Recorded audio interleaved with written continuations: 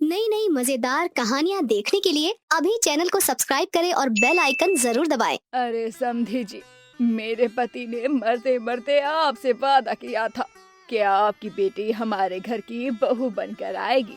तो बस पक्का रहा, मेरे बड़े बेटे की शादी मैं आपकी बेटी से ही करूंगी। जानकी का पति दीनदयाल मरते वक्त अपने बड़े बेटे अमित की शादी अपने दोस्त घनश्याम की बेटी से तय करके गया था। अब वादे के मुताबिक जानकी भी अपने बड़े बेटे की शादी घनश्याम की बेटी मीना से तय कर देती है। देख बेटा, अगले महीने तक शादी की डेट फाइनल हो जानी है। तुझे लड़की पसंद हो या ना हो, तुझे अपने पिता का मान तो रखना पड़ेगा। मुझे नहीं करनी आप लोगों के फैसले पर ये शादी। ये मेरी जिंदगी का सवाल है। आप लोग ये तय कैसे कर सकते हैं कि मैं किसी से भी शादी कर लूं? मैं तुझसे पूछने नहीं आई हूँ, मैं तुझे सिर्फ बताने आई हूँ। और तुझे ये शादी करनी होगी क्योंकि तेरे पिता ने मरते वक्त अपने दोस्त घनश्याम से वादा जो किया था कि वो उनकी बेटी को अपने घर की बहू बनाएंगे। और तेरे पिता की जुबान बहुत पक्की थी, समझा ना तू? अरे तुझे नहीं खाना तो मत खा, लेकिन तेरी शादी तो घनश्याम की बेटी से होकर रहेगी। सुना ना तूने? जानकी अपनी बेटी की शादी की बातचीत कर ही रही थी। शादी की डेट फिक्स होने वाली थी और मुहूर्त देखकर शादी की तारीख तय कर भी दी जाती है। लेकिन एक रोज जब जानकी हॉल में बैठकर सब्जियां काट रही होती है, तभी वो अपने दरवाजे पर अपनी बेटी को एक लड़की के साथ शादी के जोड़े में देखकर घबरा जाती है। अमित, तूने शादी कर ली और ये लड़की कौन है? हाँ माँ, मैंने शादी कर ली। मैं किरण से बहुत प्यार करता हूँ और मैं उसके बिना नहीं रह सकता था। मुझे माफ करना। तूने अगर इसे अपने बलबूते पर इस घर में लाने की हिम्मत की है तो तू मेरी भी सुन ले। मैं इसे अपनी बहू बिल्कुल भी कबूल नहीं करूंगी। तो ठीक है माँ, आपको जो करना है वो करो, लेकिन अब किरण यहीं और इसी घर में रहेगी। इतना बोलकर अमित अपनी पत्नी किरण को लेकर कमरे में चला जाता है और इधर जानकी अपना सर पीटते हुए रोने लगती है। अरे हे भगवान, कैसी औलाद दे दी है आपने मुझे। अब मैं घनश्याम भाई साहब को क्या मुंह दिखाऊंगी। उसने तो मुझे कहीं का नहीं छोड़ा, बल्कि इसने तो अपने बाप के वादे का मान तक नहीं रखा। जानकी को अपने पति के वादे के मुताबिक अपने बेटे से पति के खास दोस्त की बेटी की शादी तो करवानी थी। अब ऐसे में जानकी रो धोकर क्या करती, और अब वो अपने छोटे बेटे आकाश की शादी वादे के मुताबिक घनश्याम की बेटी मीना के साथ करवा देती है। अब जब मीना विदा होकर अपने ससुराल में शहर आती है, तो जानकी अपनी दोनों ही बहू की एक साथ मुंह दिखाई की रस्म रखती है। जानकी कुछ भी बोल ले, लेकिन तेरी बड़ी बहू बड़ी सुंदर है, लगता है पैसे वाले घर की है। अरे पैसे का क्या है जब संस्कार ही नहीं है। मेरी छोटी बहू को देख, बेशक गरीब घर की है, लेकिन संस्कार अच्छे हैं इसके। चल अच्छा है, दोनों बेटों की शादी करवा ली तूने फिर। जानकी की बड़ी बहू किरण अच्छे परिवार से थी। किरण का परिवार काफी अमीर था। वहीं जानकी ने अपने छोटे बेटे आकाश की शादी गांव की मीना से की थी, जो कि गरीब घर की थी। उफ, ये क्या आफत है। घर में पहले से ही लोगों से मैं परेशान हूँ और अब इस सिंक में पानी भर गया। लगता है प्लम्बर को बुलाना पड़ेगा। किरण प्लम्बर को फोन करने जाती है, तभी किचन में मीना का आना होता है और वो सिंक में पानी भरा देखकर सिंक में पानी निकालने वाली जगह से कूड़ा साफ करके उसमें सोडा, गर्म पानी और नींबू मिलाकर उस जगह पर डालती है, जिसके बाद पानी साफ हो जाता है। अरे ये कैसे साफ हो गया? मैंने तो अभी प्लम्बर को बुलाया है। अरे जेठानी जी, इसमें प्लम्बर को बुलाने की क्या जरूरत थी? ये तो गर्म पानी और सोडे से ही साफ हो गया। अरे बहू, जरा कुछ सीख अपनी देवरानी से।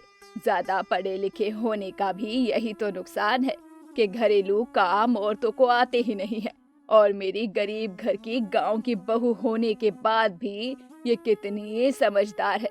मुझे और क्या चाहिए। जानकी के दोनों बेटों की शादी हो चुकी थी और जानकी के दोनों बहुओं की पहली रसोई की रस्म एक ही दिन रखी जाती है। ऐसे ही एक दिन जानकी अपनी दोनों बहुओं को बुला कर कहती है, तुम दोनों घर की बहुएं हो और मैं चाहती हूँ तुम दोनों अपनी पहली रसोई की रस्म के लिए घर आने वाले मेहमानों के लिए अपने हाथों से खाना पकाओ। जी मम्मी जी, जैसा आप कहें। लेकिन मुझे तो खाना बनाना आता ही नहीं है। मैं कैसे खाना बनाऊंगी? मुझे तो कुछ भी समझ में नहीं आ रहा। अरे बड़ी बहू, तूने सुन तो लिया ना मैंने क्या कहा है। दोनों को खाना बनाना है, वो भी अलग अलग। ये भी हमारे घर की रस्म है। जब बहुएं रसोई की पहली रस्म को पूरा करती है, जो अच्छा खाना बनाती है उसे शगुन के तौर पर पैसे दिए जाते हैं। जी मम्मी जी, मैंने सुन लिया। किरण को तो खाना बनाना आता नहीं था। अब वो सोचने लगती है कि आखिर वो अपनी पहली रसोई की रस्म में अच्छा खाना बनाए तो बनाए कैसे, ताकि रस्म में मिलने वाला शगुन मीना को ना मिलकर उसे मिले। अब रस्म वाले दिन, अरे मेरी इस गरीब देवरानी का हाथ कितना ज्यादा और जल्दी जल्दी चलता है। वैसे तो मैंने खाना ऑर्डर कर दिया है, लेकिन खाना बनाने का नाटक भी तो करना पड़ेगा ना। अरे अरे मेरा हाथ जल गया, बहुत जलन हो रही है देवरानी जी। अरे जेठानी जी, आप ठीक तो है ना? ध्यान से खाना बनाइए, अभी आपको मेहमानों को खाना भी खिलाना है। अरे हाँ देवरानी जी, मैं ठीक हूँ। तुम अपना काम करो और अपना खाना बनाने पे ध्यान दो। इतना बोलकर किरण उस पतीली में दूध डाल लेती है और उसे जानबूझकर उबाल देती है। अरे जेठानी जी, आपका दूध उबल गया, ध्यान दीजिए खाने पर। मुझे ऐसा क्यों लग रहा है कि तेरे खाने से ज्यादा मेरे खाने पर ध्यान है? नहीं नहीं जेठानी जी, मैं तो बस बता रही थी, मैं तो अपना ही खाना बना रही हूँ। इतना बोलकर मीना अपने कामों में लग जाती है, लेकिन किरण इधर से उधर किचन में काम करने का नाटक कर रही होती है। तभी उसके फोन पर मैसेज आता है कि उसके खाने का ऑर्डर कैंसिल हो गया है और वो रोने लगती है। अब क्या हुआ आपको जेठानी जी? आप ठीक तो है ना? क्या फिर से आपने हाथ जला लिया? अरे नहीं मीना, मेरा हाथ नहीं जला। मुझे तो इस बात की चिंता हो रही है कि मेरा खाना कैंसिल हो गया। मैंने खाना ऑर्डर करवाया था, मुझे खाना बनाना नहीं आता, घर वालों ने सिखाया ही नहीं, और अब माँ जी भी मुझे ताने देगी कि मैं पहली रसोई की रस्म में कुछ बना भी नहीं पाई। ये कैसी बातें कर रही हैं आप रोना बंद कीजिए। मैंने आपका खाना बना लिया है, आप ये खाना ले जाकर बाहर सबको खिलाइए, तब तक मैं संभालती हूँ। किरण भी बिना मना किए उस खाने को ले जाकर मेहमानों के सामने रखती है। मेहमान भी किरण के हाथों का खाना खाकर बहुत खुश होते हैं और उसे शगुन देकर चले जाते हैं। जिसके बाद वो किचन में पहुंचती है। उसके साथ में जानकी भी रसोई में आती है और अपनी बहू को खूब सुनाती है। बहू, तुझसे ये उम्मीद तो नहीं थी। बड़ी बहू ने इतना अच्छा खाना बनाया है कि सब उसकी तारीफ कर रहे थे, जबकि मैंने देखा उसका हाथ भी जला था और तू यहाँ हाथ पर हाथ रखे बैठी है। माँ जी, मेरा खाना जल गया। मैंने खाना बनाया था, लेकिन जला हुआ खाना मेहमानों को कैसे खिलाती, इसीलिए मैंने उसे फेंक दिया। बहुत अच्छा किया तूने, लेकिन आज तूने मेरी नाक ही कटवा दी। लोग पूछ रहे थे कि जानकी तेरी छोटी बहू कहाँ है, उसके हाथों की तो हमें चाय भी नसीब नहीं हुई। इतना बोलकर जानकी वहाँ से चली जाती है, लेकिन किरण किचन में जाकर मीना को गले लगाकर कहती है, आज तो तुमने मुझे बचा लिया है। एक सगी बहन भी इतना नहीं करती जितना तुमने एक देवरानी होकर किया है। तुमने अपना बनाया हुआ सारा खाना मुझे दे दिया, मुझे बहुत अच्छा लगा। मेरे लिए तो सबसे अच्छी बात ये थी जेठानी जी कि माँ जी ने आपकी तारीफ तो की। इस तरह दोनों देवरानी जेठानी आपस में मेल जोल बनाती हैं। इसके बाद दोनों के बीच में किसी बात को लेकर कोई झगड़ा नहीं होता और जानकी अपनी बहू को लेकर परेशान होती। एक छोटे से गांव में एक झोपड़ी में निशा नाम की लड़की अपने भाई तरुण के साथ रहा करती थी। ऐसे ही एक दिन निशा खाना बना रही होती है और शाम को तरुण उदास घर पर आता है। उसके शरीर पर काफी चोट के निशान थे। ये देखकर निशा घबरा जाती है और अपने भाई से बोलती है, भैया ये तुम्हें क्या हो गया? तुम्हें इतनी चोट कैसे लगी? क्या बताऊं तुझे निशा, मुंशी जी ने छल से मुझे काम से निकाल दिया क्योंकि वो मुझसे नफरत करते थे। पर क्यों? क्योंकि मालिक मेरे काम से बहुत खुश हैं और मुंशी के काम से नाराज। भैया, ऐसा क्या किया मुंशी ने कि मालिक ने आपको काम से निकाल दिया और आपको इतना पीटा? निशा, मैं बड़ी ही ईमानदारी के साथ काम कर रहा था और तभी अचानक से मालिक आए। तरुण, अरे ओ तरुण। क्या हुआ मालिक, आप इतने गुस्से में क्यों हैं? मैंने तुझे कुछ पैसे तिजोरी में रखने के लिए दिए थे, कहाँ हैं वो पैसे? मालिक, वो पैसे आपकी तिजोरी में ही रखे हैं। अच्छा, अगर मेरी तिजोरी में है तो वहां से कहाँ गए? अपने मालिक की ये बात सुनकर तरुण को कुछ समझ नहीं आता और तभी वहाँ मुंशी तरुण का कुर्ता लेकर आता है और मालिक से बोलता है, ये देखिए मालिक, आपके पैसे आपकी तिजोरी में नहीं बल्कि इस गरीब फटीचर चोर के कुर्ते में हैं, जो आज अपना कुर्ता उतार कर काम कर रहा है ताकि ये शाम को इसे पहनकर घर जाए और किसी को इस पर शक भी ना होवे। नहीं मालिक, मैं सच बोल रहा हूँ, मैंने कोई पैसे चोरी नहीं किए। अगर तूने चोरी नहीं की है तो आज तूने अपना कुर्ता उतार कर पेड़ पर क्यों रखा था? मालिक, आज गर्मी बहुत ज्यादा थी, इसीलिए आज मैंने अपना कुर्ता उतार कर पेड़ पर रखा था। आज गर्मी नहीं, तेरी जेब गर्म हो रही थी, इसीलिए तूने अपना कुर्ता उतार कर रखा ताकि जब तुम्हारी तलाशी ली जाए तो तुम पकड़े ना जाओ। मैंने तुझ पर विश्वास किया तरुण के बच्चे, और तूने मुझे धोखा दिया। तेरी ये मजाल। इतना बोलकर मालिक अपने कुछ आदमियों को बुलाता है और तरुण की खूब पिटाई करवाता है। बेचारा बेकसूर तरुण अधमरी हालत में अपने घर जाता है। भैया, हम गरीब भाई बहन की किस्मत में क्या लिखा है? आखिर ये गरीबी हम दोनों की किस्मत में क्यों है? अब हम क्या करेंगे भैया? निशा, तू फिक्र मत कर, तेरा भाई है ना। पर भैया, घर में अनाज खत्म होने को है, हमारे पास इतने पैसे नहीं है कि तुम्हारी चोट के लिए दवाई ले सके। अब तो आपके पास काम भी नहीं है, आपका इलाज कैसे होगा? निशा, मैं ठीक हो जाऊंगा। वक्त बड़े से बड़े जख्म को भर देता है, मुझे तो बस तेरी शादी की चिंता है। इस तरह से तरुण अपनी छोटी बहन निशा को दिलासा देता है, जिसके बाद निशा घरेलू नुस्खे अपनाती है और अपने भाई के चोट पर मरहम लगाती है। इसी तरह से कुछ दिन बीत जाते हैं और तरुण फिर से काम की तलाश में बाहर जाता है, परंतु उसे कहीं काम नहीं मिलता।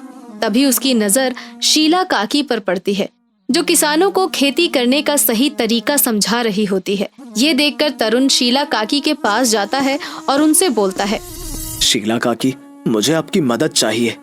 तरुण बेटा, तुम और निशा मेरे बच्चे की तरह हो, बेझिझक मुझसे जो मदद मांगनी है मांग लो।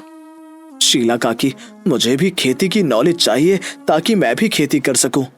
तरुण, जब तुम्हारे माता पिता जिंदा थे तब उन्होंने मेरी बहुत मदद की थी, इसीलिए मैं तुम्हारी मदद जरूर करूंगी। पर मुझे एक बात समझ नहीं आ रही, तुम खेती करोगे कैसे? तुम्हारे पास तो कोई जमीन ही नहीं है। काकी, मैं जमीन किराए पर ले लूंगा, तुम बस मेरी इतनी सी मदद कर दो, मुझे खेती सिखा दो।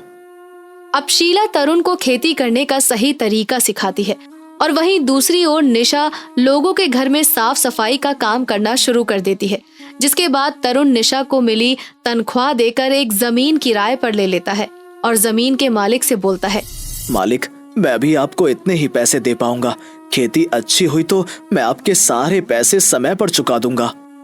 ठीक है, तुम्हारी फसल का नुकसान हो या फायदा, मुझे उससे कोई लेना देना नहीं है, बस समय पर मुझे मेरा पैसा मिल जाना चाहिए। आप पैसों की चिंता मत कीजिए, मुझे जो करना पड़ेगा मैं वो करूंगा, पर आपके पैसे समय पर दूंगा। इस तरह से तरुण एक छोटी सी जमीन किराए पर ले लेता है और कुछ पैसे उधार लेकर वो खेती करने का सामान लाता है और उस जमीन पर खेती करना शुरू कर देता है। अब तरुण दिन में खेती करता और रात के समय शीला काकी के पास जाकर खेती करने का सही तरीका जानता। तो वहीं दूसरी ओर निशा गांव के कुछ अमीर लोगों के घर में जाकर साफ सफाई का काम किया करती है। ऐसे ही एक रात को तरुण घर आता है और वो देखता है कि निशा घर पर नहीं है। निशा आज अब तक घर नहीं आई, पर वो तो मुझसे पहले घर आ जाया करती थी। थोड़ी देर इंतजार कर लेता हूँ, क्या पता निशा घर आ जाए। ये सोचकर तरुण अपनी बहन का इंतजार करने लगता है, साथ ही वो खाना भी बनाने लगता है। इसी तरह से 1 घंटा बीत जाता है और तरुण की चिंता और भी ज्यादा बढ़ जाती है, जिसके बाद तरुण खुद से बोलता है, कहीं ऐसा तो नहीं कि निशा किसी मुसीबत में है? नहीं, मैं घर में इस तरह से नहीं बैठ सकता, मुझे निशा को ढूंढना चाहिए। अब तरुण के दिमाग में तरह तरह की बातें आने लगती हैं और वो निशा के लिए और भी ज्यादा घबरा जाता है, जिसके बाद वो निशा को ढूंढने के लिए घर से बाहर निकलता है और गांव के लोगों से पूछता है, काकी, क्या आपने निशा को देखा है? नहीं तरुण बेटा, पर हुआ क्या? काकी, निशा 8 बजे तक घर आ जाया करती थी, पर अब रात के 10 बज चुके हैं और वो अब तक घर नहीं आई। मुझे उसकी बहुत फिक्र हो रही है।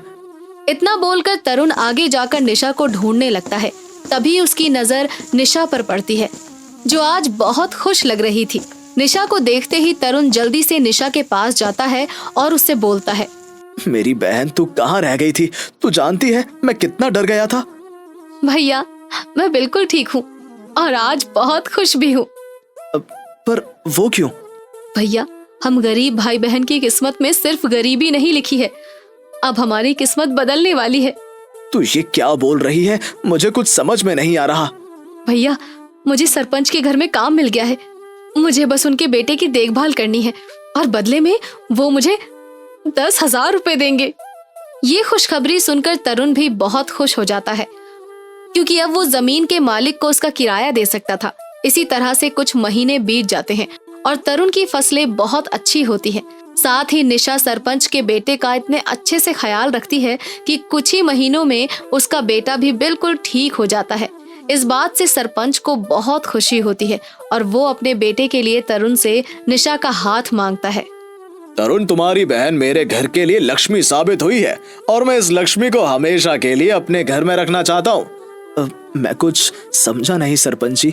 अरे बुद्धू, अब तुम्हारी बहन बड़ी हो गई है, तुम्हें अपनी बहन की शादी करनी है या नहीं? मैं यहाँ अपने बेटे के लिए तुम्हारी बहन का हाथ मांगने आया हूँ। ये सुनते ही तरुण फूले नहीं समाता और उसकी आंखें छलक उठती हैं, जिसके बाद तरुण अपने हाथ जोड़कर सरपंच से बोलता है, सरपंच जी, कहाँ आप और कहाँ मैं, हम गरीब भाई बहन इस लायक नहीं। तरुण बेटा, इंसान दिल से अमीर गरीब होता है, अपनी हैसियत से नहीं, और तुम्हारी बहन मेरे घर में बहुत खुश रहेगी, मैं तुम्हें आश्वासन देता हूँ। सरपंच जी, ये तो मेरी बहन का सौभाग्य है जो वो आपके घर की बहू बनने जा रही है। इतना बोलकर तरुण इस रिश्ते के लिए हाँ कर देता है, जिसके बाद बहुत जल्द निशा की शादी सरपंच के बेटे से हो जाती है और इस तरह से गरीब भाई बहन की किस्मत में आखिरकार खुशियां आ ही जाती हैं। निधि अपने पिता राजीव के साथ एक छोटे से घर में रहा करती थी। निधि और उसके पिता बहुत गरीब थे। निधि के पिता राजीव का एक ही सपना था कि निधि पढ़ लिख कर एक दिन कलेक्टर बने। इसीलिए निधि यूपीएससी की तैयारियों में दिन रात लगी रहती थी और राजीव उसकी पढ़ाई और घर की आर्थिक स्थिति को चलाने के लिए एक फैक्ट्री में काम किया करता था। ऐसे ही एक दिन की बात है, निधि घर में बैठकर पढ़ाई कर रही होती है। तभी उसके पास राजीव का दोस्त कमल घबराते हुए आता है और निधि से बोलता है, निधि बेटा, तुम्हारे पिताजी गांव के डॉक्टर कैंप में है। क्या? तुम्हारे पिताजी के साथ एक बहुत बड़ा हादसा हो गया है, तुम जल्दी से मेरे साथ चलो। अब निधि कमल के साथ चली जाती है, जहां डॉक्टरों से बात करने पर निधि को पता चलता है कि उसके पिताजी के हाथ मशीन के नीचे आ गए थे, जिस वजह से उसके पिताजी के हाथों में काफी चोट लगी थी और इन्फेक्शन आगे ना बढ़े इसलिए डॉक्टर्स को मजबूरन उसके पिता के दोनों हाथ काटने पड़े। ये सुनकर निधि फूट फूट कर रोने लगती है। अंकल, मेरे पिताजी के साथ ये सब कुछ क्या हो गया? निधि बेटा, तू रो मत, जो होना था वो हो गया। इस तरह से कमल निधि को हौसला देता है। कुछ देर बाद राजीव को होश आता है और जब वो अपनी आंखें खोलता है तो वो अपने सामने अपनी बेटी को पाता है और उसे पता चलता है कि उसने अपने दोनों हाथ खो दिए हैं। निधि बेटा, अपने पिताजी को माफ कर दे। लगता है अब तेरे पिताजी तुझे कलेक्टर नहीं बना पाएंगे। नहीं पिताजी, आप ऐसे क्यों बोल रहे हैं? आपने तो मेरे लिए बहुत कुछ किया है। इस तरह से कुछ हफ्ते बीत जाते हैं।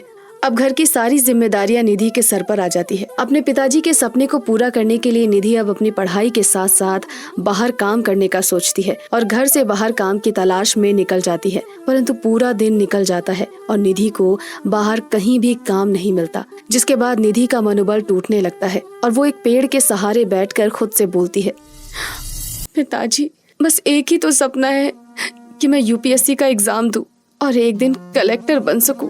अब मैं पिताजी का सपना कैसे पूरा करूं?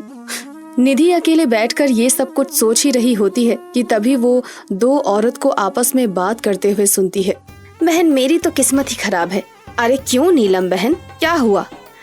क्या बताऊं बहन, इतनी मुश्किल से एक नौकरानी मिली थी, पर ना जाने क्या हुआ, अचानक से उसने भी काम छोड़ दिया। समझ नहीं आ रहा अब दूसरी नौकरानी कहाँ से ढूंढूं। अरे कोई बात नहीं नीलम बहन, मुझे कोई नौकरानी मिलेगी तो मैं तुझे बता दूंगी। अभी मैं घर जाती हूँ। इस तरह से वो औरतें वहाँ से चली जाती हैं। अब नीलम वहाँ से जाने लगती है कि तभी निधि उसके पास आती है और उसके सामने हाथ जोड़कर उससे बोलती है, मैडम सुनिए, मुझे आपसे कुछ बात करनी है। हाँ अब बोलो, क्या बात करनी है?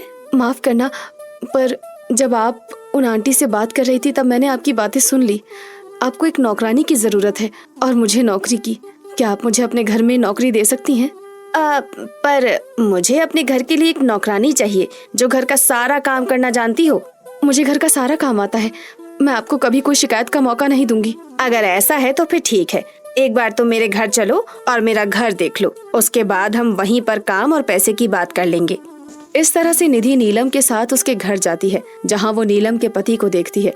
नीलम के पति रजत को गरीबों से सख्त नफरत थी, इसीलिए वो निधि को घूरता रहता है। ये देखकर निधि को थोड़ा अजीब लगता है, पर निधि सब कुछ नजरअंदाज कर देती है और नीलम की बात पर ध्यान देती है। अब निधि अपने घर जाती है और अपने पिताजी को खुशखबरी देते हुए बोलती है, पिताजी आप फिक्र मत करिए, मुझे एक बड़े घर में नौकरी मिल गई है। बेटा अगर तू नौकरी करने जाएगी तो अपनी यूपीएससी की तैयारी कैसे करेगी? पिताजी सब हो जाएगा, और वैसे भी काम पर से तो मैं शाम 5 या 6 बजे के बीच आ जाऊंगी। उसके बाद मेरे पास जो टाइम बचेगा मैं उसमें पढ़ाई कर लूंगी। अब राजीव भी निधि की बात से सहमत हो जाता है और निधि अगले दिन से ही नीलम के घर पर साफ सफाई का काम करने के लिए चली जाती है। आज निधि का पहला दिन था। नीलम रसोई में काम कर रही होती है, तभी अचानक से नीलम का पति रजत किचन में आ जाता है और किचन में खड़े होकर निधि को देखने लगता है। ये सब कुछ निधि को कुछ अच्छा नहीं लगता और निधि रजत से बोलती है, सर आपको कुछ चाहिए? नहीं, मैं गरीबों के हाथ का कुछ नहीं लेता। तुम गरीब इतने गंदे रहते हो कि तुम्हें देखकर ही मुझे गुस्सा आता है। पता नहीं मेरी बीवी को नौकर रखने का इतना शौक क्यों है। रजत निधि को सुनाने ही वाला होता है कि तभी वहाँ पर नीलम आ जाती है और नीलम रजत से बोलती है, अरे रजत तुम यहाँ पर हो? मैं कब से तुम्हें पूरे घर में ढूंढ रही हूँ। ये लो तुम्हारा कॉल आ रहा है। अब रजत फोन पर बातें करते हुए वहाँ से चला जाता है और निधि घर का काम करने लगती है। इसी तरह से निधि नीलम के घर में रोज सुबह आकर काम करती और शाम को वापस अपने घर जाकर वहाँ का सारा काम करती, साथ ही अपने पिताजी की देखभाल भी करती और सुबह के 4 बजे उठकर यूपीएससी की तैयारी करती। इसी तरह से समय बीतता है और देखते ही देखते यूपीएससी का एग्जाम पास आने लगता है। इसीलिए अब निधि कुछ किताबें लेकर काम करने के लिए जाती है और घर का काम खत्म करके किचन में बैठकर यूपीएससी की तैयारियों में लग जाती है। पर एक दिन रजत उसे किचन में पढ़ाई करते हुए देख लेता है और उसकी किताबें छीनते हुए उससे बोलता है, तुम्हें यहाँ पर घर की सफाई के लिए रखा गया या पढ़ाई करने के लिए? वो सर, मैंने घर का सारा काम खत्म कर लिया है, थोड़ा समय बचा तो मैंने सोचा कि पढ़ाई कर लूं। क्यों? सर मेरे पिताजी का एक ही सपना है कि मैं यूपीएससी की तैयारी करूं और एक दिन कलेक्टर बनकर उनका सपना पूरा करूं।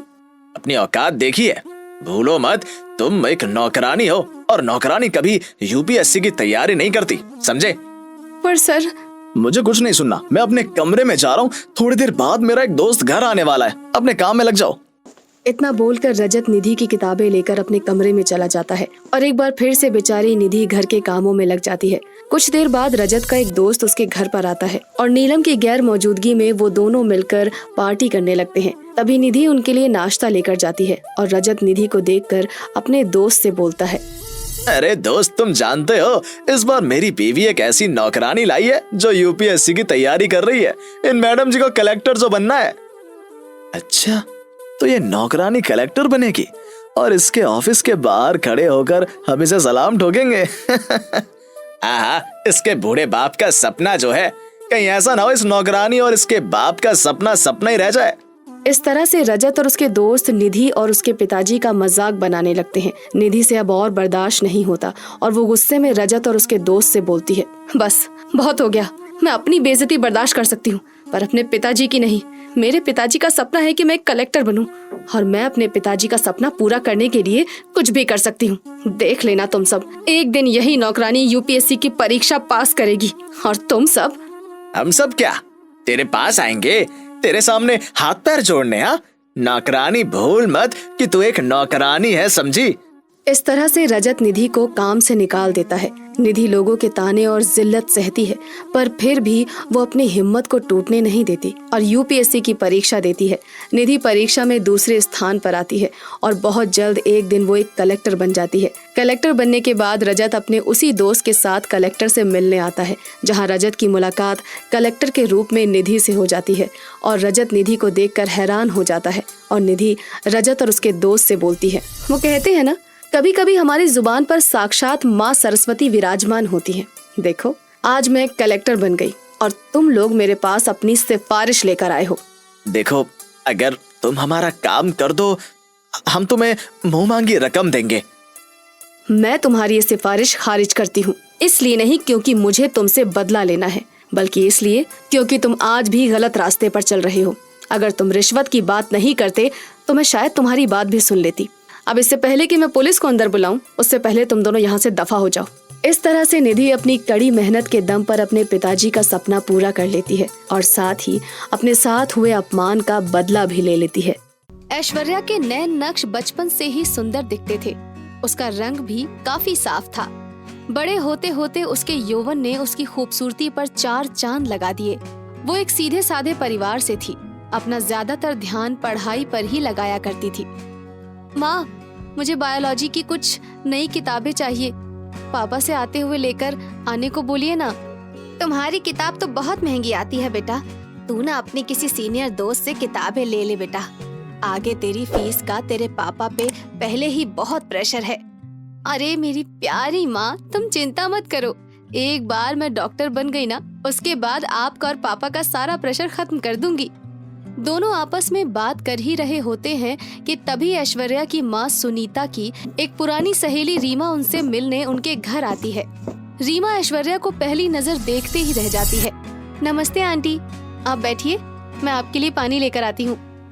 अरे सुनीता, तेरी बेटी तो बड़ी ही सुंदर है। छोटी सी थी जब देखा था, अब तो बिल्कुल पटाखा हो गई है। तू इसको मॉडलिंग में क्यों नहीं डाल देती? अरे नहीं नहीं, तू तो जानती ही है ना, हम ठहरे सीधे सादे शर्मा लोग, अपने को इन सब चक्करों में पड़ना बिल्कुल भी पसंद नहीं है। तभी ऐश्वर्या रीमा आंटी के लिए पानी लेकर आती है और रीमा आंटी उसे अपने पास बिठाकर उसकी खूबसूरती के तारीफों के पुल बांधना शुरू कर देती है। रात को ऐश्वर्या के दिमाग में रीमा आंटी की मॉडलिंग वाली बात घूमने लगती है और वो जाकर अपने आप को शीशे में निहारने लगती है। हाँ यार, मैं हूँ तो काफी खूबसूरत, बुक्स के चक्कर में कभी ध्यान ही नहीं दिया। और तभी वहाँ उसकी मम्मी आ जाती है। ऐश्वर्या बेटा, बुक छोड़कर क्या देख रही हो? कुछ नहीं मम्मी, बस अपने आप को कभी गौर से देखा नहीं। आज रीमा आंटी ने बोला तो बस खुद की खूबसूरती निहार रही थी। निहार ले, बस उससे ज्यादा कुछ नहीं सोचना। हम मिडिल क्लास लोग हैं ना। पर ऐश्वर्या का ध्यान अब भटक चुका होता है। एक दिन वो न्यूज़पेपर में एक मॉडलिंग कॉन्टेस्ट का एड देखती है और मम्मी से बिना पूछे भर देती है। कुछ दिन बाद ही उसके जीतने की खबर अखबार में छप जाती है। ऐश्वर्या, क्या है ये? हाँ माँ, देखो मैं ब्यूटी कॉन्टेस्ट में फर्स्ट आई हूँ। वो सब तो ठीक है बेटा, पर मैंने मना किया था ना ये सब करने के लिए। मम्मी, मैं तो मॉडलिंग ही करूंगी, बस मैंने पूरी तरह से तय कर लिया है। आपने देखा नहीं, बिना किसी एक्सपीरियंस के मैंने पहले ही लेवल पर झंडे गाड़ दिए हैं। फिर एक दिन सबसे प्रेस्टिजियस कॉन्टेस्ट मिस इंडिया के फॉर्म्स आते हैं। माँ, ये देखो मिस इंडिया के फॉर्म्स आ गए हैं। हो सकता है ये मेरी किस्मत बदल दे। तुम्हारा तो दिमाग खराब हो गया है। अच्छी खासी पढ़ाई छोड़ के अब इसको फिजूल की मिस इंडिया बनना है। अच्छा ही मेरे गले मुसीबत बांध कर चली गई है रीमा तो। रात को सरिता अपने पति से कहती है, अरे ऐश्वर्या के पापा, सुनते हो? मुझे आपकी बेटी के चाल चलन कुछ ठीक नहीं लग रहे हैं। अच्छी भली डॉक्टरी की पढ़ाई छोड़कर अब इसको मिस इंडिया बनने की सूझी है। मैं चाहती हूँ आप जल्द से जल्द इसके लिए कोई रिश्ता ढूंढ लो और इसके हाथ पीले कर दो। ठीक है, मैं कुछ दिनों में इसके रिश्ते की बात चलाता हूँ, पर उसे उसके मन की करने से मत रोकना। वो जो करना चाहती है उसे करने दो। यूं ही कुछ समय निकलता है और मिस इंडिया के कॉन्टेस्ट का दिन आ जाता है। स्टेज पर खड़ी ऐश्वर्या का नाम जैसे ही अनाउंस होता है, वो खुशी से उछल पड़ती है। बस उस दिन से उसकी जिंदगी पूरी तरह से बदल जाती है। वो जहाँ भी जाती लोग उसके पीछे आते और interview, ribbon cutting, web series जैसे कई ऑफर्स उसे मिलते हैं। पर ऐश्वर्या का ऐसा कोई प्लान नहीं था। वो बस अपनी खुशी के लिए मिस इंडिया बनी थी और अब अपने पापा के कहे अनुसार शादी के लिए तैयार थी। बड़ी धूमधाम से ऐश्वर्या की शादी होती है। किस्मत से उसे पति और ससुराल भी बहुत अच्छा मिलता है। रात में दोनों सुहाग रात मनाने कमरे में चले जाते हैं और वहाँ उसका पति उससे कहता है, मैंने तो सपने में भी नहीं सोचा था कि मुझे तुम्हारे जितनी खूबसूरत बीवी मिलेगी। सिर्फ बीवी नहीं, ये समझो कि आपकी शादी तो एक मिस इंडिया से हुई है। अब तो तुम कुछ टिप्स अपनी ननद को भी दे सकती हो, उसे भी ये सब काफी पसंद है। मेरी आधी जेब तो उसके कॉस्मेटिक्स में चली जाती है। मैं अपनी ननद से अभी तक मिली तो नहीं हूँ, पर लगता है मेरी उसके साथ खूब पटेगी। चलो वो सब छोड़ो, आओ एक दूसरे के प्यार में खो जाएं और अपनी सुहागरात शुरू करें। सुबह ऐश्वर्या की सास और ननद उसका रसोई घर में खूब अच्छे से स्वागत करती हैं। इसी तरह कुछ दिन निकलते हैं और एक दिन उसकी पड़ोसन उसकी सास से मिलने आती है। जरा बच कर रहना, ये मॉडलिंग वाली होती है ना, इनका दिमाग थोड़ा खराब ही होता है। हाँ देखेंगे, अभी तो बेचारी की शादी को कुछ ही दिन हुए हैं। वैसे वो अब मॉडलिंग नहीं करती, मिस इंडिया है। हाँ पता है हमको तेरी बहू मिस इंडिया है, पर तू अपने बेटे को जरा काबू में रखना। पता चला बहू के पल्लू में बंधा बंधा घूम रहा है। इतने में ही ऐश्वर्या अंदर से चाय नाश्ता लेकर आती है। नमस्ते आंटी जी, ये चाय पीजिए और ये लड्डू खाइए, मैंने अभी बनाए हैं। इतना सुनते ही पड़ोसन का मुंह छोटा सा हो जाता है और तभी उसकी ननद करुणा वहाँ आ जाती है।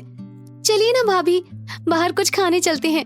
हाँ बिल्कुल, मेरा भी कुछ चटपटा सा खाने का मन कर रहा है। अच्छा सासू माँ, आप अपनी सहेली के साथ बैठिए, हम जरा बाहर होकर आते हैं। ये तो बड़ी चालाक निकली। तुमने सुना नहीं, तुम्हें सुना कर गई है कि मैंने काम कर दिया और तुम बैठी रहती हो। तुम पता नहीं किस जमाने की सोच रखती हो। अरे वो मिस इंडिया है, फिर भी अभी तक उसने मुझे इस चीज का एहसास तक नहीं होने दिया कि मिस इंडिया होते हुए वो काम नहीं करेगी। दोनों एक चाट वाली स्टॉल पर रुककर चाट खाने लगते हैं कि तभी कुछ प्रेस वाले वहां पर आकर ऐश्वर्या की फोटो लेने लगते हैं। अरे बाप रे, ये प्रेस वाले तो यहाँ भी आ गए। अब मैं क्या करूं? चलो करुणा, हम कहीं और चलते हैं। भाभी, आपके साथ तो कहीं भी जाना बहुत एंटरटेनिंग है। लोग आपके पीछे आते हैं, एक फोटो लेने के लिए घंटों खड़े रहते हैं। ऐश्वर्या अपनी ननद की बातें सुनकर चने के झाड़ पर चढ़ जाती है और उससे कहती है, ये तो शुरुआत है, अभी तो मैं बहुत जल्द मिस वर्ल्ड के लिए फाइट करने वाली हूँ। फिर देखना तुम, ये भीड़ कैसे बढ़ती जाएगी। कुछ दिन बाद एक सुबह तीनों हॉल में बैठे बैठे बात कर रहे थे और तभी ऐश्वर्या की सास उससे कहती है, अरे बहू, तुम्हारा मिस इंडिया बनने का सपना तो कब का पूरा हो गया। अब मेरा भी एक दादी बनने का सपना पूरा कर दो। नहीं मम्मी, भाभी तो अब मिस वर्ल्ड बनना चाहती हैं। अब तो बस वो वहीं पर फोकस कर रही हैं। आप उनसे अभी बच्चे की उम्मीद तो भूल ही जाइए। हाँ सासू माँ, अब तो मैं मिस वर्ल्ड बनना चाहती हूँ। मतलब तुम अब बच्चा पैदा नहीं करोगी? इस घर ने कितने टाइम से किसी बच्चे की किलकारी नहीं सुनी। चलो, जैसा तुमको ठीक लगे बहू। ऐश्वर्या दिन पर दिन अपनी मिस वर्ल्ड बनने की इच्छा को लेकर सीरियस होती जा रही थी। अब वो घर के कुछ काम काज भी नहीं किया करती थी। सारा दिन सोशल मीडिया और अपनी स्किन का ध्यान रखने में बिताया करती थी। एक दो दिन बाद रात को अमन रोमांटिक मूड के साथ अपने कमरे में जाता है और ऐश्वर्या से प्यार करने लगता है। आओ जाने मन, आज तो पलंग तोड़ रोमांस करते हैं और एक छोटी सी ऐश्वर्या को घर में लाने का प्लान बनाते हैं। ना बाबा ना, मैं अभी प्रेग्नेंट होना नहीं चाहती। अभी तो मैं मिस वर्ल्ड बनना चाहती हूँ। अगर मेरा फिगर खराब हो गया तो मुझे तो कोई सेलेक्ट भी नहीं करेगा। तो आज के बाद क्या मैं तुम्हारे साथ रोमांस भी नहीं कर सकता? जब तक मेरा कॉन्टेस्ट नहीं होता तब तक सब बंद, समझे? अब सो जाओ चुपचाप, ज्यादा देर तक जागने से मुझे डार्क सर्कल्स हो सकते हैं। अमन उसकी ये बात सुनकर शॉक्ड हो जाता है। अरे बाप रे, अब तो खुद की बीवी को प्यार भी नहीं कर सकते। हे भगवान, ये पति लोग करें भी तो क्या करें। चलो अभी तो सो ही जाते हैं। सुबह उठकर ऐश्वर्या अपना चेहरा आईने में देखती है तो चिल्ला पड़ती है और पूरे घर को इकट्ठा कर लेती है क्योंकि उसके गाल पर एक पिंपल हो जाता है। हे भगवान, ये कौन सी जन्म का बदला ले रहे हैं आप? अब तो मैं किसी को मुंह दिखाने लायक भी नहीं रही। अरे बेटा चिंता मत करो, ये स्वाभाविक होता है, 5-6 दिन में अपने आप बैठ जाएगा। अरे सासू माँ, इन 5-6 दिनों में अगर गलती से भी किसी ने मेरा चेहरा देख लिया तो मैं तो खामखा बेइज्जत हो जाऊंगी। अब ऐश्वर्या सभी घर वालों को पिंपल खत्म करने के इलाज ढूंढने में लगा देती है। दादी माँ के खजाने की किताब से लेकर इंटरनेट तक जो भी मिला ऐश्वर्या सब ट्राई करती जाती है, पर पिंपल तस से मस नहीं हुआ। ऐश्वर्या ने अमन के सारे पैसे एक पिंपल के इलाज ढूंढने में लगा दिए। अगर ये इसी तरह महंगे महंगे कॉस्मेटिक्स और दवाइयाँ लेती गई तो मैं तो कुछ ही दिनों में सड़क पर आ जाऊंगा। इसके सर से मिस वर्ल्ड का भूत उतारना पड़ेगा। उसी रात ऐश्वर्या के सो जाने के बाद अमन, उसकी माँ और करुणा मिलकर कुछ प्लान बनाते हैं। अगले दिन से करुणा अपनी भाभी ऐश्वर्या को बाहर चलने की जिद करती है। ऐश्वर्या मुंह पर स्कार्फ बांधकर उसके साथ बाहर चली जाती है, पर जैसे ही बाजार में पहुंचती है उसे कुछ फैंस घेर लेते हैं और उसके साथ फोटो लेने की जिद करने लगते हैं। धक्का मुक्की में ऐश्वर्या का स्कार्फ फेस से उतर जाता है। अगले दिन सुबह ऐश्वर्या न्यूज़पेपर देखकर दंग रह जाती है। वहाँ उसकी फोटो के साथ जूम पिंपल की फोटो छपी होती है। भाभी ये देखो, मिस वर्ल्ड कॉन्टेस्ट की डेट आ गई है, कहो तो फॉर्म भर दूं? ऐश्वर्या मन ही मन सोचती है, अगर फिर कहीं स्किन के साथ कुछ हो गया तो? इस बार तो इंडिया की ही बात थी, तो पूरी दुनिया की प्रेस पीछे पड़ जाएगी।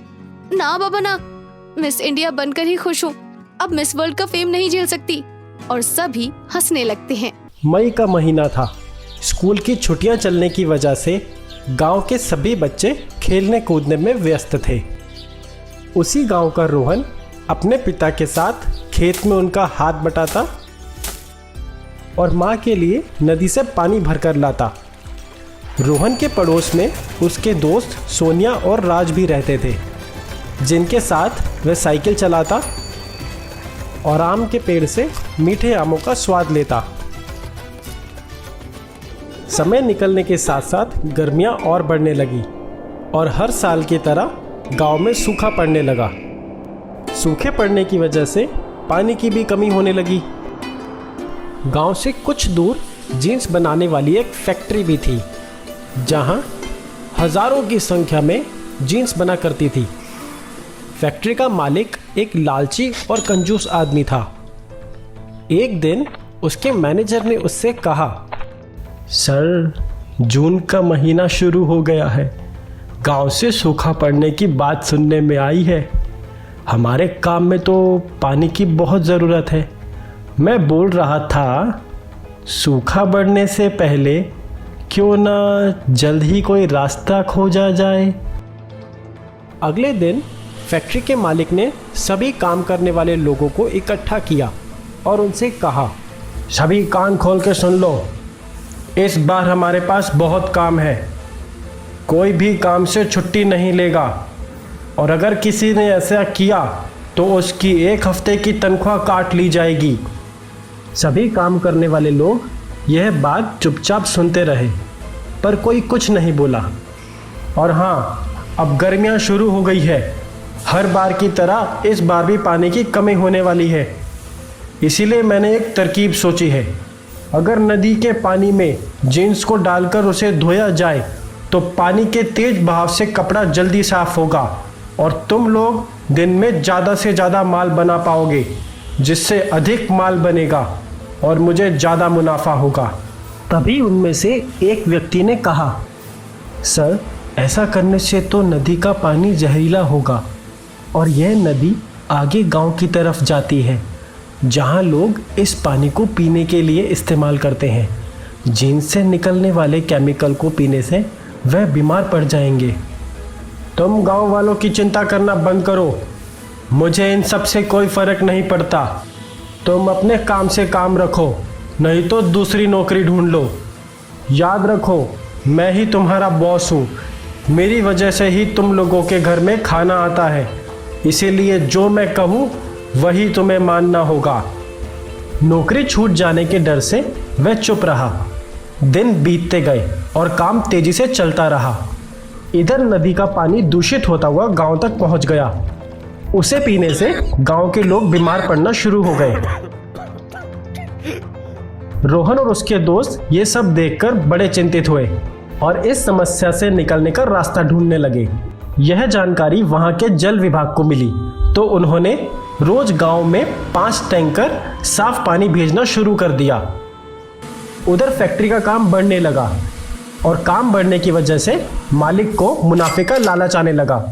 अगर मैं माल धोने के लिए अलग से और पानी की व्यवस्था कर दूं तो मुनाफा 2 गुना हो जाएगा। एक दिन शाम को वह अपने घर जा रहा था कि तभी उसने देखा 5 पानी से भरे टैंकर गांव की तरफ जा रहे हैं। उसने उनके लीडर को बुलाकर पूछा, क्यों भाई, तुम इन पानी के टैंकरों को कहां ले जा रहे हो? साहब, नदी का पानी दूषित होने से गांव वाले बीमार पड़ रहे हैं, तो जल विभाग से उन्हें पीने का साफ पानी फ्री पहुंचाया जा रहा है। फैक्ट्री के मालिक को लगा क्यों ना कुछ पैसे देकर इस आदमी को अपनी बातों में फंसाया जाए और पानी के टैंकर फैक्ट्री के काम में लगा दिए जाएं। क्या तुम इन टैंकरों से कुछ पैसा कमाना चाहते हो? अगर तुम 5 में से 4 टैंकर पानी रोज सुबह शाम मुझे दोगे तो मैं तुम्हें इसका अच्छा पैसा दूंगा। अगर दूसरी भाषा में कहूं तो अपनी तनख्वाह से ज्यादा पैसा तुम इन टैंकर से कमा सकते हो। यह सुनकर लीडर को लालच आ गया और वह ऐसा करने के लिए तैयार हो जाता है। फैक्ट्री का मालिक उसे कुछ रुपए देता है और वहां से चला जाता है। अगले दिन रोहन पानी भरने टैंकर के पास जाता है, पर उसकी बारी आते आते टैंकर में पानी खत्म हो जाता है, तो वह बिना पानी के ही घर लौट जाता है। दूसरे दिन फिर से रोहन और उसके दोस्त पानी भरने टैंकर के पास जाते हैं। आज भी उनकी बारी आने पर टैंकर में पानी खत्म हो जाता है। ऐसा होने पर रोहन और उसके दोस्त टैंकर ड्राइवर से पूछते हैं, पहले तो रोज 5 टैंकर पानी आता था, पिछले 2 दिन से तो केवल 1 ही टैंकर आ रहा है। इससे तो कुछ ही लोगों को पानी मिल पाता है। वो सब हम नहीं जानता, हमें ऑफिस से जितना टैंकर लाने को बोला जाता है हम उतने लाते हैं। तुम बच्चे हो, ये सरकारी मामला है, तुम इस काम में दखल मत दो। ड्राइवर के इस बर्ताव से गांव वाले और रोहन के दोस्तों को बिल्कुल अच्छा नहीं लगा, पर रोहन समझ जाता है कि दाल में जरूर कुछ तो काला है। उसी रात रोहन और उसके दोस्त इस समस्या को सुलझाने की एक योजना बनाते हैं। सुबह होते ही तीनों अपनी साइकिल लेकर गांव से बाहर बने जल विभाग के ऑफिस पहुंच जाते हैं। वहां छुपकर पानी के टैंकर के बारे में जानकारी लेते हैं। दोस्तों, आज ये साफ हो जाएगा कि आखिर यहाँ चल क्या रहा है, क्यों अचानक जल विभाग हमें 5 की जगह 1 टैंकर पानी भेज रहा है। चाहे कितना भी समय लग जाए रोहन, पर आज हम ये पता लगा कर ही रहेंगे। थोड़ी देर में वो सब देखते हैं कि जल विभाग से 5 टैंकर पानी गांव के लिए रवाना हो रहे हैं। यह देख तीनों को बड़ा आश्चर्य हुआ और वह उनका पीछा करने लगे। कुछ दूर पीछा करने पर वह देखते हैं कि गांव जाने वाली सड़क पर केवल 1 ही टैंकर जा रहा है, बाकी 4 टैंकर जंगल के रास्ते निकल पड़े हैं। रोहन और उसके दोस्त लगातार उनका पीछा करते हैं। कुछ दूर पीछा करने के बाद उन्हें पता चला कि वो सभी टैंकर तो जीन्स बनाने वाली फैक्ट्री के अंदर जा रहे हैं और गेट पर खड़ा सिक्योरिटी गार्ड एक एक कर उन सभी पानी के टैंकरों की रजिस्टर में एंट्री कर रहा है। तीनों मौका पाकर फैक्ट्री में घुस जाते हैं। अंदर जाकर वो वहां का नज़ारा देखकर दंग रह जाते हैं। हर तरफ पानी की बर्बादी हो रही थी। चारों टैंकर भी एक बड़े से कुंड में पानी डाल रहे थे। ऊपर तारों पर बहुत सी जीन्स सूख रही थी। टैंकर के साथ खड़ा लीडर मालिक से कुछ रुपए ले रहा था। यह सब देख रोहन और उसके दोस्तों को सारा किस्सा समझ आ गया कि किस तरह यहाँ से नदी के साफ पानी को दूषित किया जा रहा है और जल विभाग से गांव वालों को मिलने वाले पानी की भी चोरी की जा रही है। घर आकर रोहन और उसके दोस्तों ने मिलकर जल विभाग के प्रमुख को एक पत्र लिखकर पानी के चोरी होने की सारी जानकारी दी। अगले ही दिन जल विभाग के अधिकारी को उनकी चिट्ठी मिलती है। अधिकारी चिट्ठी पढ़ते ही आग बबूला हो जाता है और तुरंत एक टीम बनाकर उस फैक्ट्री पर कार्यवाही करने और साथ ही टैंकर लीडर को नौकरी से सस्पेंड करने का आदेश देता है। जल विभाग के अधिकारी पुलिस टीम के साथ फैक्ट्री के लिए निकल जाते हैं और वहां पहुंचकर सभी को हिरासत में ले लेते हैं। पुलिस सबूत के तौर पर उस रजिस्टर को भी जब्त कर लेती है जिसमें सिक्योरिटी गार्ड रोज पानी के टैंकरों की एंट्री किया करता था। तभी फैक्ट्री का मालिक वहां से भागने की कोशिश करता है और विभाग के अधिकारी उसे पकड़ लेते हैं। पकड़े जाने पर वह बोलता है, अरे सर, ये मेरी फैक्ट्री नहीं है, मैं इन लोगों को जानता भी नहीं हूँ, मुझे छोड़ दो, मैं तो एक शरीफ इंसान हूँ। विभाग के अधिकारी उसे पकड़कर पुलिस के हवाले कर देते हैं।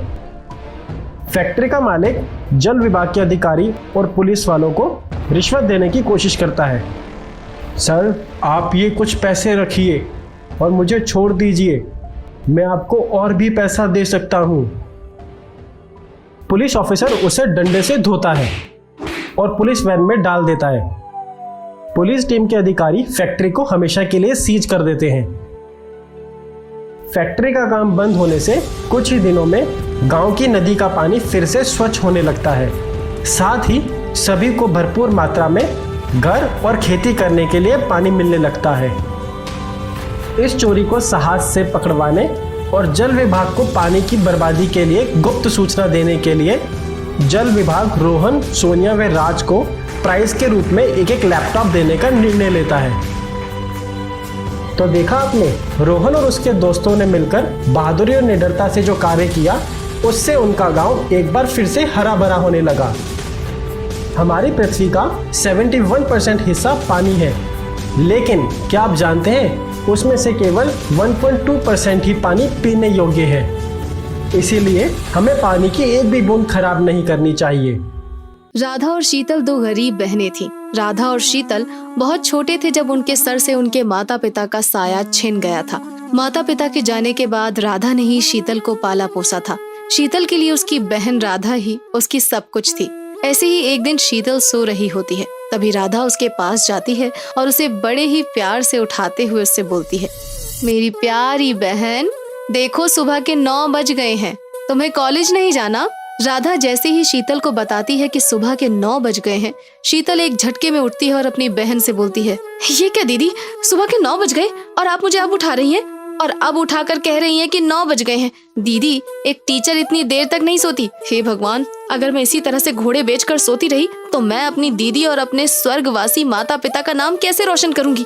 शीतल जल्दी से उठकर हड़बड़ी में जल्दी जल्दी सारा काम करती है, पर वो देखती है कि अभी 7 ही बज रहे हैं और शीतल ने उसका लंच, उसके कपड़े सब कुछ तैयार कर दिए हैं। जिसके बाद शीतल अपनी बहन के गले लगकर उससे बोलती है, दीदी तुम कितनी अच्छी हो, भगवान करे ऐसी बहन हर किसी को मिले।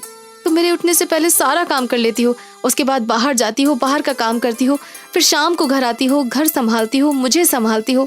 तुम इतना सब कुछ कैसे संभाल लेती हो दीदी? ठीक उसी तरह से जिस तरह से तू इतनी मोटी मोटी किताबें पढ़ लेती है। अरे दीदी, पढ़ाई तो बहुत आसान है, मैं तो कहती हूँ आप भी पढ़ाई करो। अरे ना बाबा ना, ये पढ़ाई मेरे बस की नहीं है, मैं तो जो काम कर रही हूँ वही अच्छा है। क्या दीदी, तुम तो ऐसे डर रही हो जैसे ये पढ़ाई नहीं कोई जंग है। मेरे लिए ये किसी जंग से कम नहीं है, समझी? अब टाइम देख ले, लेट हो रहा है, तुझे भी और मुझे भी। इस तरह से राधा शीतल को तैयार होने के लिए बोलती है। अब शीतल तैयार होकर कॉलेज जाती है और राधा अपनी मालकिन के घर। राधा की मालकिन एक कलेक्टर थी जो कि राधा को बहुत मानती थी। उस दिन जब राधा अपनी मालकिन के घर जाती है तो वो देखती है कि मालकिन खुद ही घर का सारा काम कर रही है। ये देखकर राधा अपनी मालकिन के पास जाती है और उनसे माफी मांगते हुए बोलती है, मालकिन मुझे माफ करना, आज आपकी बेटी की सगाई है और आज आपने मुझे जल्दी बुलाया था, पर क्या करती, आज ही शीतल का कॉलेज में आखिरी दिन था, बस उसी को कॉलेज भेजने के चक्कर में मैं थोड़ी लेट हो गई। अरे कोई बात नहीं राधा, मैं तुझे बचपन से जानती हूँ, मुझे सब पता है। तू कोई गलती जानबूझकर नहीं करती। वैसे देख, आज मैंने तेरी तरह घर में सजावट करवाई है, कुछ कमी तो नहीं लग रही ना? नहीं नहीं मालकिन, कोई कमी नहीं है, आपने तो मुझसे भी सुंदर सजावट करवाई है। इस तरह से गरीब राधा और उसकी बहन शीतल की जिंदगी ठीक ठाक गुजर रही थी। शीतल भी पढ़ने में बहुत तेज थी और वो एक सरकारी स्कूल की टीचर बनना चाहती थी। कॉलेज पूरा होते ही शीतल अपनी पढ़ाई पर और भी ज्यादा ध्यान देने लगती है, तो वहीं दूसरी ओर राधा भी अपनी बहन की पढ़ाई के लिए और भी ज्यादा मेहनत करने लगती है ताकि उसकी पढ़ाई में किसी भी तरह की कोई कमी ना रहे। ऐसे ही एक दिन राधा की पड़ोस वाली काकी राधा से बोलती है, राधा बेटा, तेरे जैसी बहन हर किसी को मिले बेटा। आखिर तू शीतल को पढ़ाने के लिए कितनी मेहनत करती है। बचपन से ही गरीबी का सामना करती आ रही है तू, पर तूने कभी भी शीतल को इस बात की कमी नहीं होने दी कि तू एक गरीब बहन है और एक गरीब बहन किस तरह से अपनी बहन को पढ़ा लिखा रही है। काकी, शीतल ही मेरा सब कुछ है, मैं उसे कभी अकेला नहीं छोड़ सकती। मैं चाहती हूँ कि उसके सपने पूरे हों और वो जो करना चाहती है वो करे। अच्छा काकी, मैं चलती हूँ, शीतल घर आ चुकी होगी और मेरा इंतजार कर रही होगी। अगर लेट पहुंची तो वो माँ की तरह मेरे सर पर बैठ जाएगी। कोई बात नहीं बेटा। अच्छा, वैसे मैं तुझे कुछ पैसे देना चाहती थी, शीतल की पढ़ाई में काम आएंगे। आखिर तू अकेले इतना सब कुछ कैसे करेगी? नहीं नहीं काकी, अभी मुझे ना तो आपकी जरूरत है और ना ही आपके पैसों की। जिस तरह मैंने बचपन से अपनी बहन को अकेले पाला पोसा है, ठीक उसी तरह से आगे भी उसकी सारी ख्वाहिशें पूरी कर लूंगी। राधा गरीब जरूर थी और साथ ही स्वाभिमानी भी। वो कभी किसी के सामने हाथ नहीं फैलाती थी।